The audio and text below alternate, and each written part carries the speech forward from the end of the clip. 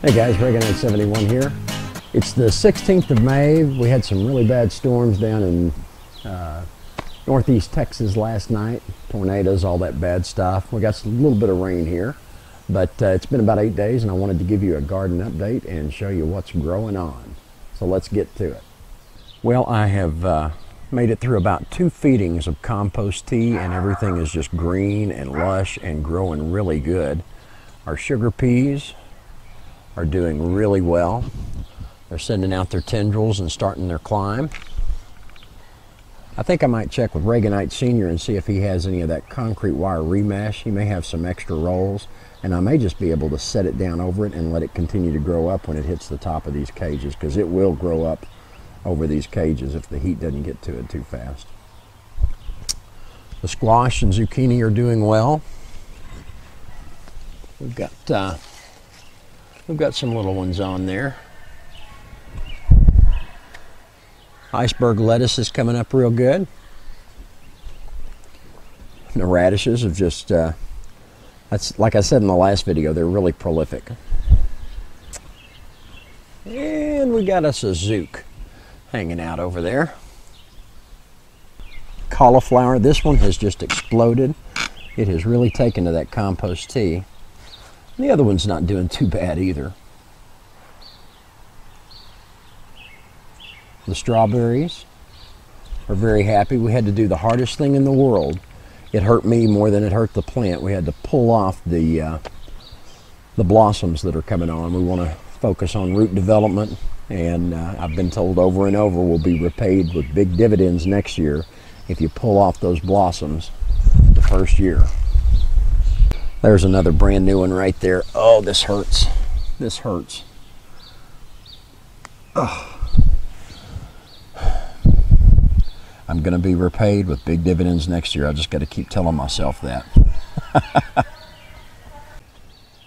We have a volunteer sunflower that's come up right there. And so I went ahead and put a stake in, and we're just going to let it do what it will. We were over at Grow Fresh the other day, and they also have plants in their grow room there, and my wife wanted an eggplant, so we popped that in where we had that big head of cabbage earlier in the season. And our green onions are getting really happy there. All those extra flowers we had, we've gotten them planted. We've put them in hanging baskets. I've also got a couple hanging on the ends of each greenhouse down there. The sunflowers are at about 4 feet right now, and they're starting to stick their heads out. I've got a couple over there as well. It's hard to believe a spindly little okra plant, which will get thicker, is already producing. We took one okra off the other night, and we also harvested a few other things. We harvested quite a few cucumbers, and we got some peppers. I'll put a picture in right here and show you what those look like. And I've got a couple of Tabasco peppers, some jalapenos, and then we get into our bell peppers, which I've got the string ready to trellis them as necessary. Speaking of bells, look at this hiding out right here. Isn't that pretty? Oh boy, just a matter of time before the salsa comes along.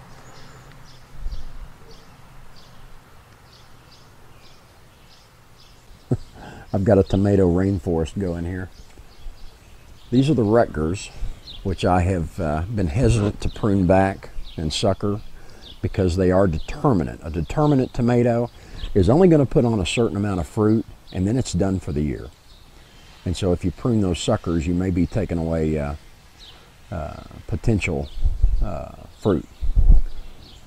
As we get down here to the indeterminates, my better boys, you'll notice that the pruning is a bit better, and it is just, I pruned about 3 days ago and it's growing like crazy still.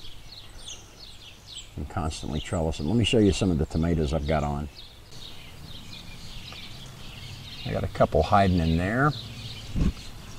I've been spraying all of my blossoms with apple juice. If you remember my Spank Your Tomatoes video, apple juice helps set the blossoms.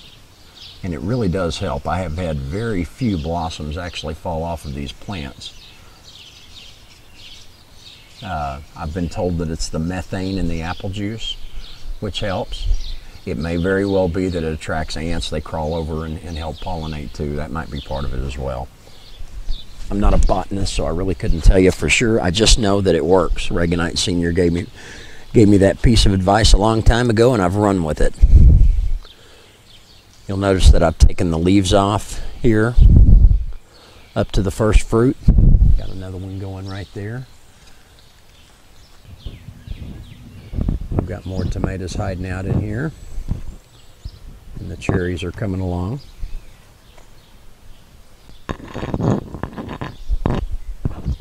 We've got Rutgers coming on as well.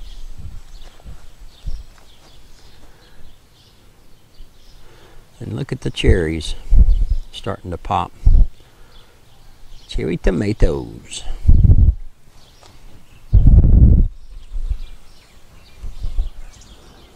If you know what the smell of tomato vines smells like, it's just, oh, I wish you had smell-o-vision. I really do. It's wonderful. I think we're going to go ahead and put some more cucumbers in this bed so that we can get more of them. I've got the trellis netting up here, and I'm starting to trellis these cucumbers up. And like I said, we got quite a few the other day. The Russian mammoth sunflowers are looking great. Oh, come on, honey. Stick your eyes out here. There you go. We've had a little bit of rain today. Yeah, here's another view of the cucumbers. I think I'm going to take one of those wide trellises I made last year, put it in the middle, and we'll grow some up in the middle here too. That'll leave us some more planting room. I got to get with it on the seeding though. We've got another zucchini going right there. Yet another zucchini. And then another one coming up over here. I had the 2-liter bottles over these. We were having issues with birds taking our seeds. So I used the 2-liter bottles to germination. Speaking of a bird problem, they took one of my watermelons. Yeah, I'm not kidding. One of my watermelons. I'll show you here in just a second. The corn is looking really good. We've got about 30 corn plants going. And then we've got Kentucky Wonder pole beans spread amongst them. That's what the stakes are for here. I figured if I'm going to have pole beans, since they're kind of outgrowing the corn at this point, I probably ought to put some poles in. And Mrs. Reganite's flowers are doing real good down on the ends. I've got them hooked into the watering system, keep them hydrated. And way up high here, we've got the petunia baskets, which will flower down and look really good. What a prolific ground cherry that is right there. And of course, we got our cantaloupe going. We lost one of them over here. Just didn't quite make it. It was a little too small, I think, for the cold weather snap that we had. But it won't be long at all. They'll be climbing right up the old teepee here. The flowers in our garden sticks are looking good. We did more petunias there and over here. We just mixed in a lot of different colored petunias. I like how they hang down, and with the different color it just looks really good. And we leave our little 2 liters watering containers right next to them. Get a bucket of compost tea and put it in there and let it slow water it. Of course, here in the last few days with the weather and all, we haven't had an issue with watering at all. The Connecticut field pumpkin, heirloom, has got a ton of growth. I'd say 2/3 of this is new growth here in the last week, week to 10 days since we've done a couple of applications of compost tea. I'm starting to get some white powdery mildew, so I'm going to deal with that with some baking soda. But I planted 4 watermelons. Remember the bad ones, the ones that just could not take the cold weather that I replaced. And for the most part, they're doing good. I had a bird nip at that one. I should have had one of those tall 2-liter bottles over it. because I had the same thing in the same location happen last year. It just nipped it right off. But they're looking pretty good. I had a fourth one right here, and I got up today and came out here, and it's just gone. Poof, disappeared. So I think it may be in a bird's nest somewhere. That's my suspicion anyway. But folks, that's it for the garden tour. That's what we're looking like right now. Wanted to bring you along and show you. It's just amazing to me. Look at how green and lush. Just every 7 days I've been doing compost tea, and I've done that for the last well, for the last 10 days. So that's had 2 applications of compost tea, and this is where we're at with the growth.